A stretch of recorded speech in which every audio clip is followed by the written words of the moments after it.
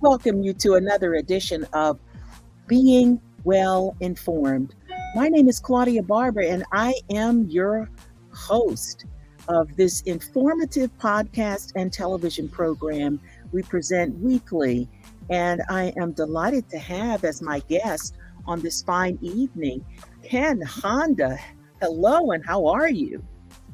Hello, Claudia. I'm so happy I'm joining you from Japan, Tokyo. Wonderful, wonderful. And you are the reason we are here today because we are here to talk about your book, Happy Money, and actually money in general. Mhm. And tell us a little bit. We'll start by asking you, tell us a little bit about yourself. This is my 20th anniversary of becoming a writer. I retired for my baby girl about 24 years ago, and during the 4 semi-retirement years, I got this inspiration to write. So I started writing about happiness and money about 20 years ago, and after 2 decades, I have published about 60 or 70 books. I lost count and sold about 8 million copies, and mostly on happiness and money. And I have many Japanese books, but I have only one English book. The title is Happy Money, and it's out in 40 countries and 23 different languages now. Marvelous, marvelous. So this is a book that has been published, and it's called Happy Money: The Japanese Yes, Art of Making Peace with Your Money. that's correct. How did you decide on that title? So I wanted to do Zen and money to begin with, but a Swedish friend of mine said, I'm very interested in your material, and so I love to read your book, Ken, but I'm not really interested in Zen. And I asked him, so what kind of title would interest you? So you want to read? And he said, something like Happy Money. Bingo. Okay, I'll just name my book the title "Happy Money," and happy money is a symbol that can bring you a smile when you earn it, and also when you spend it, it gives you joy, and it is literally the symbol of your happiness because money touches every area of your life, relationship, health, work, your peace of mind. Now, you mentioned that how we relate to money is also how we relate to life. That's Yes. a powerful statement. What do you mean by that? We've been affected by money in so many different levels without us knowing about it. For example, when we make a very simple decision of which restaurant are we going, we are limiting ourselves uh, by our budget. So, if you're not making so much money, you would not go to a Michelin starred restaurant, so that costs you $300 a meal. So, and also you wouldn't get on a private jet. So, and also on daily basis, we have to do, we are doing the work that we think we have to do to bring food on the table. But if we are free financially, we could do something else. So think about it. If you have $3 million in your bank account, would you do the thing that you're going to do today? For many people, probably the answer is no. So, what if you have enough money in your bank account? What would you do? So, happy money supports you in the direction of your true calling instead of getting stuck in a familiar place that could bore your life. Well, some folks um, say money isn't everything. How do you Mhm. respond to that? Of course, money isn't everything, but in a way, money is everything because we limit ourselves of what we eat, where we live, how we spend our time, and how we interact with the people. So money could be a very convenient tool to say how much we love you to our kids, to the partner, our parents, and unless we have a certain amount of money, we cannot take kids to the doctor and also proper treatment. So I agree, money is not everything, but if you don't have money, you will struggle a lot.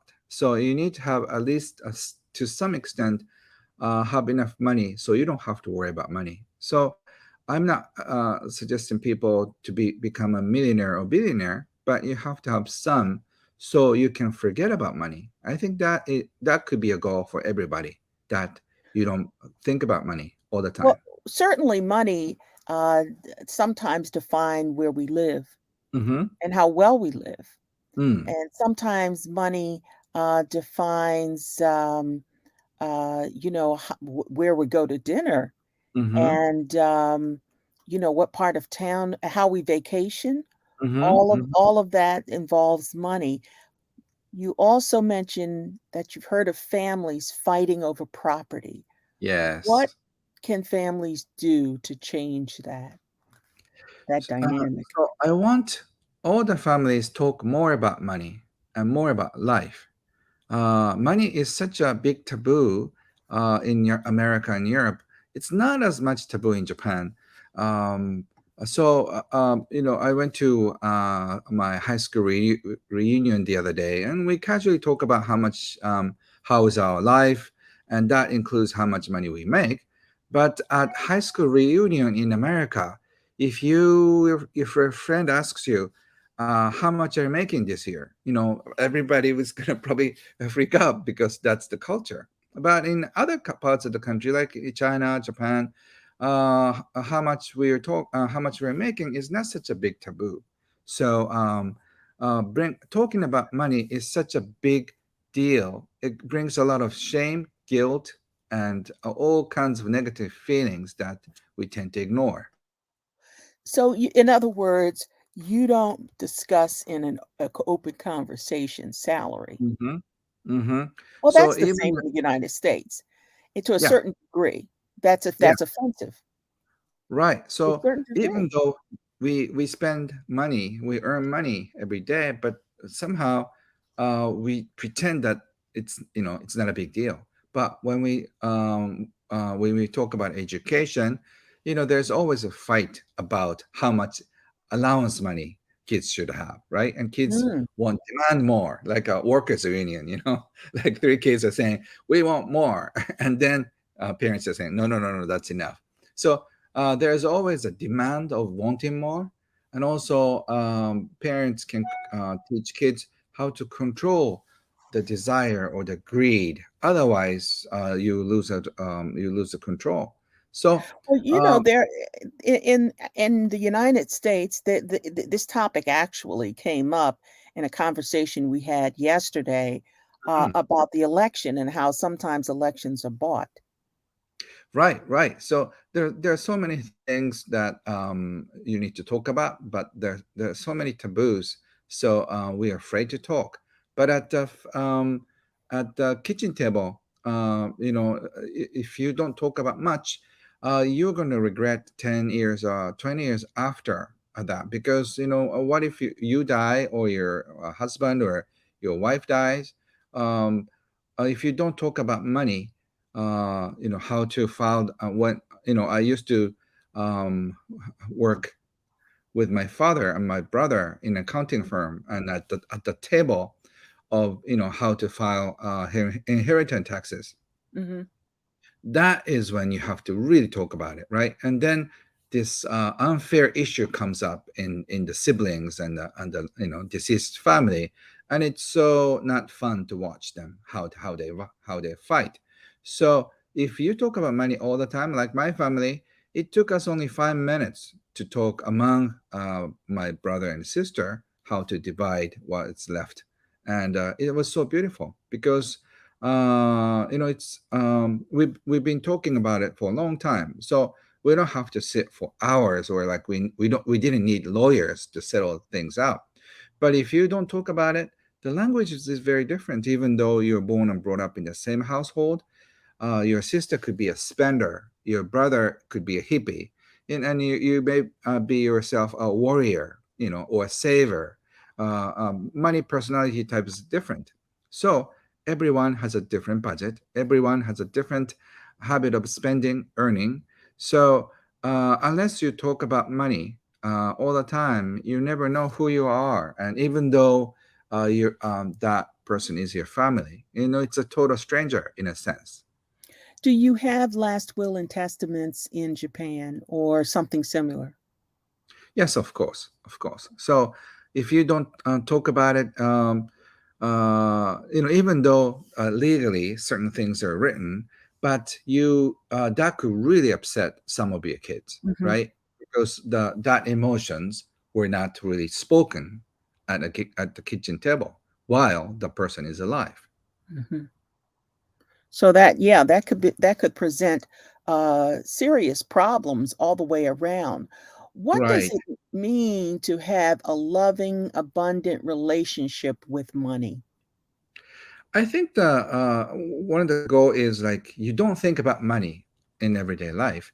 Money can be a cold, icy thing when you live in a cold world. You don't believe in people's generosity, kindness. You live in a cold world. You have to watch out that somebody's going to shoot you or try to take advantage of you. It's because you live in a cold world. And if you live in a warmer climate, money melts and then it becomes water. If it's too much, it becomes flood. If it's too little, it's drought. Either way, it's not fun. And then, if money becomes air, it it it's abundant. So you don't have to worry about it. There's money coming in, going out, but you don't have to pay so much attention because everything is pretty well taken care of by itself.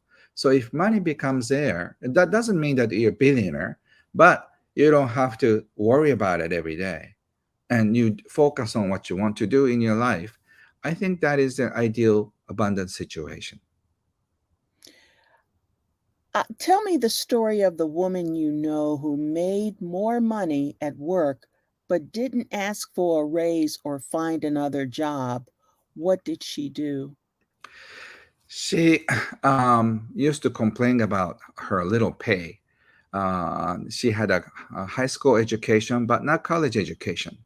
And when she learned about this happy money concept, and I've been saying that you can appreciate money coming in and going out, but she said, no, no, no, no, but I'm not getting paid well. And I asked her about the situation. And I told her, even though you didn't have a college degree, your boss hired you. And then he pays you well. And she was surprised. I'm like, oh, that's right, Ken. I think you're right. So she started appreciating her boss every day, and surprisingly, a week later, her boss started appreciating her back, which was unheard of. He never said thank you to her. And after a few weeks, she got a big raise and also bonus. It looks like her boss forgot to appreciate her, and her Mm, appreciation triggered how much he needs to appreciate her too. So appreciation grows. When you appreciate, it's like an echo, yes, appreciation comes back, and then you understood. appreciate more. So the same thing can happen in your relationship. If you appreciate your partner more, he or she will appreciate back. If you complain, the complaints come back. So what you get out will come back. It's like a law of the universe. Hmm. Understood, understood. What about really poor people, single mothers, the homeless? Mhm. It's one thing to talk about a shift to happy money, but what Right. about people who are truly struggling with the surviving day to day? They need support from others. So if you feel more comfortable about money, and if you feel, one sec, and if you feel you have more than enough, please start sharing what you have. So they need a strong support, both mentally and financially. And if you are in need for one support, you have to ask for help. Your neighbor may step in to help you, but unless you ask for help, they are usually very busy, so they cannot know that you are in need for help. Especially if you have young children, people would understand more. So, but once again, if you start appreciating your money, precious money coming in and going out, you start this cycle of appreciation. So instead of getting depressed and hopeless, appreciation can really lift you up. And then you'll be amazed how many people are willing to support you. So you've heard of money hoarders. What are excuse me, your money thoughts hoard. about money hoarders? Yes, yes, People yes. who hoard money. Hmm. They're What are the your black thoughts? hole. They are the black holes, and it's a tragedy because he or she doesn't know the joy of sharing. So you cannot really teach them to share, but you can leave them alone because once they feel lonely and if they want to be involved, they can come out and start sharing. It's like eating your dinner and lunches alone. If they want to stay alone, we cannot do much about it. But if she or he changes, that's another story. But I've been Well, seeing I've seen so many changes. I've seen mhm. hoarders change to a beautiful donor for community causes a lot. So it can happen, but don't expect it. Well, if there are, I guess there are different types of hoarders. There are some hoarders that are hoarders because they've never had that kind of money before, and they don't want to lose it, and they want to Right. keep it. Mm-hmm. Then they don't understand the beauty of giving, and they don't understand the reciprocation. The more you Yes. give, the more you could get back. Mm-hmm. So that they may not understand that. But how do we get them from the hoarding phase to the giving phase?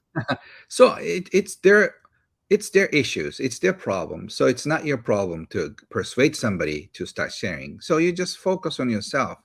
If Hmm. you think somebody's a hoarder, just check if you're not a hoarder yourself.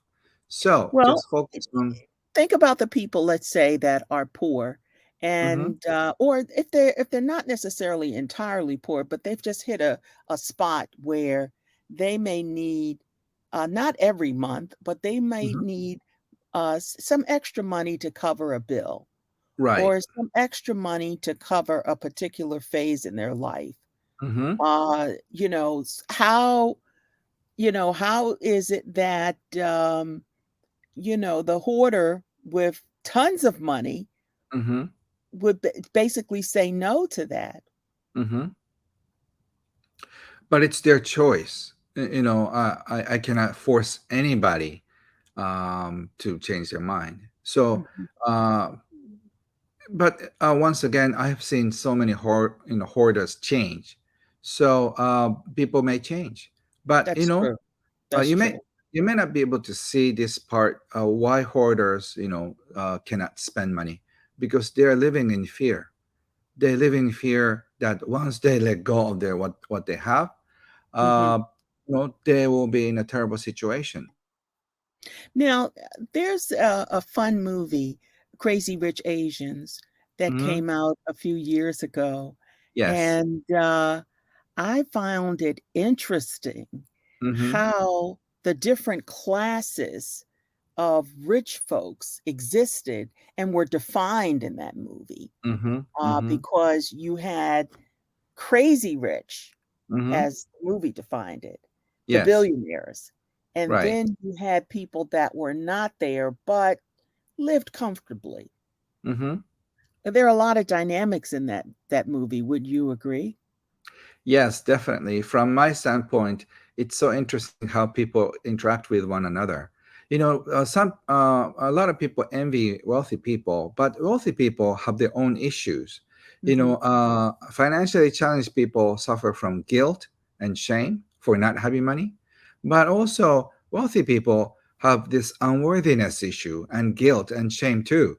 Hmm. When they see, even though they have a private jet, if their friends' jets are bigger, and the interior design is better, like Hermes did it, Louis Vuitton did it, like they feel like so bad, like, oh, I don't have the money. If the boat is bigger than theirs, Or the they yacht. yeah, they feel smaller. So the same thing, it's a shame and guilt. So we suffer from the same thing, but at the different state phase. So that's why I'm saying you have to take control of your emotions around money. Well, I agree with you there. You have to take control of your money. uh, uh, and your emotions around money. Mhm. One of the things that is dealt with extensively in that production is the fact that this billionaire was going to marry someone who was considered middle class or not as wealthy, Mhm. and how she would get along with that type of family Mhm. that may not accept her. Mhm. But that's sort of a common interaction as to how people, interact with people of wealth. There's a communication problem there. Does your Yeah. book go there? Does your Mhm. book discuss that at all? Yes, yes, because it's not just about how much money you have; it's about your attitude. So I think it's probably the cultural thing. If even though there's the same wealth, if they marry from a different culture, the similar situation happens. So it's about how we interact with our life, Mm, and so instead of just try to understand what's going on, or we try to fit we try to fit ourselves into the society or community we live in, and that is the beginning of unhappiness. So instead of trying to fit in, you have to really find who you are, and that's probably like the same for very wealthy crazy rich people and also regular folks. how do senior citizens and children deal with money and wealth? So I think the bottom line is you can live your life without worrying of money. So I'm writing another book, How to Stop Worrying About Money, Hmm. because worrying can kill you. And I think if you keep worrying about money and thinking about money, and if you cannot focus on what you want to do Hmm. because of money, that's a tragedy. So I hope you learn about money enough so you don't have to worry about money or for survival per se. As you mentioned, Claudia, I feel so bad that there's so many homeless issues, and also a lot of people are living under poverty line. It's a violation of human rights. But that is the reality of our humankind, as of 21st century. So if you're in there, you have to make sure that you are walking toward the exit. You have to get out of the survival mode. Hmm.